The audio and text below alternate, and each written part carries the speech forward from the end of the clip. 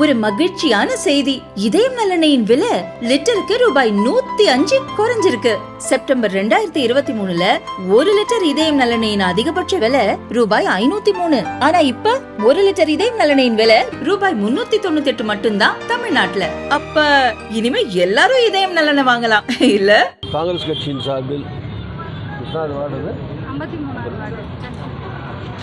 ஜங்ஷனில் 53வது வார்டு எத்தனாவது கோட்டம் ஜங்ஷன் கோட்டம். அந்த வகையில் இருக்கிற மாவட்ட தலைவர், கோட்ட தலைவர், மாவட்ட நிர்வாகிகள் எல்லாம் சேர்ந்து கடுமையான வெயில் கோடை ஆரம்பிச்சிருக்கிறது. அதில் மக்களுக்கு உதவுகிற விதத்தில் காங்கிரஸ் சார்பில் இந்த நீர்மோர் பந்தல் ஆரம்பிக்கப்பட்டு இங்கே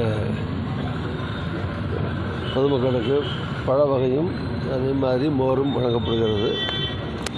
இது மாதிரி மற்ற இடங்கள்லையும் காங்கிரஸ் தோழர்கள் எங்கெல்லாம் முடியுமோ மற்ற கோட்டங்கள், மற்ற வார்டுகளில், திருச்சியில் மட்டுமல்ல தமிழ்நாடு முழுவதும் இருக்கக்கூடிய காங்கிரஸ் தோழர்களை கூட நான் கேட்டுக்கொள்வேன்.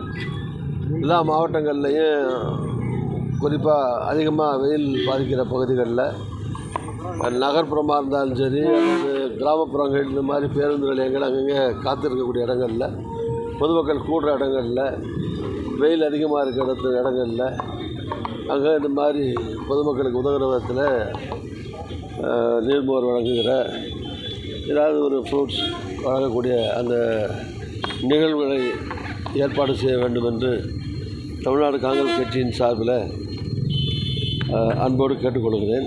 அகில இந்திய காங்கிரஸ் கமிட்டி சார்பிலையும் கேட்டுக்கொள்கிறேன்.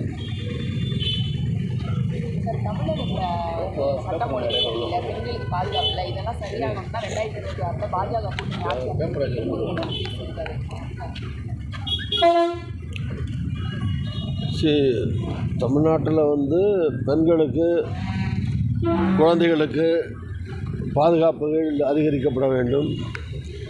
அவர்களுக்கு எதிரான வன்கொடுமைகள்,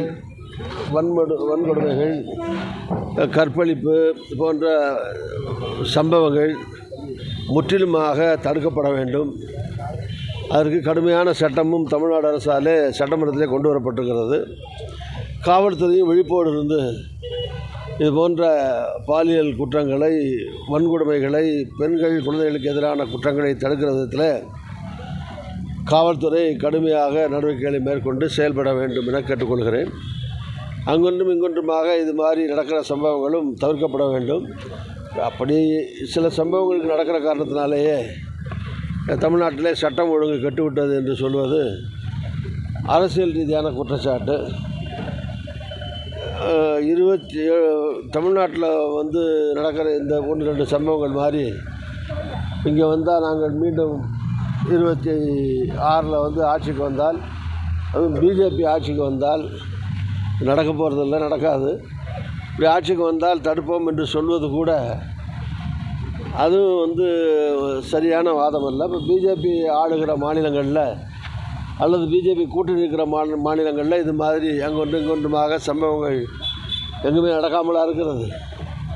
அதனால் அந்த மாநிலங்கள் எல்லாம் சட்டம் ஒழுங்கு கெட்டுவிட்டது என்று சொன்னால் அண்ணாமலை ஏற்றுக்கொள்வாரா? அதனால் இது எங்கே நடந்தாலும், தமிழ்நாட்டில் நடந்தாலும் சரி, காஷ்மீர் நடந்தாலும் சரி, கன்னியாகுமரி நடந்தாலும் சரி, இந்தியாவில் எந்த மாநிலத்தில் எந்த பகுதியில் நடந்தாலும் இவையெல்லாம் தடுக்கப்பட வேண்டியவை என்பதில் 2 கருத்து கிடையாது. ஆனால் அதை வைத்துக்கொண்டு அரசியல் நடத்துவது என்பது எதிர்க்கட்சிகளுடைய வேலை. அது அவர்கள் செய்யத்தான் செய்வார்கள். அரசாங்கம் தன் கடமையை இவற்றையெல்லாம் தடுக்கிற விதத்தில் செய்ய வேண்டும், செய்யும். காங்கிரஸ் கட்சியில் இருந்த சிலரே பாஜகவுக்கு ஆதரவாக செயல்படுறாங்கன்னு சொல்லி ராகுல் காந்தி அவர்கள் பேசியிருக்காரு.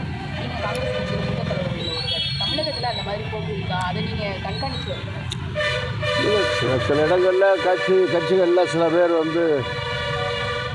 அங்கங்கே ஒரு சில பேரோடு இணக்கமாக இருந்து கொண்டு யார் வேணாலும் யார் கூடவும் பேசலாம், பழகலாம், அது வேறு விஷயம்.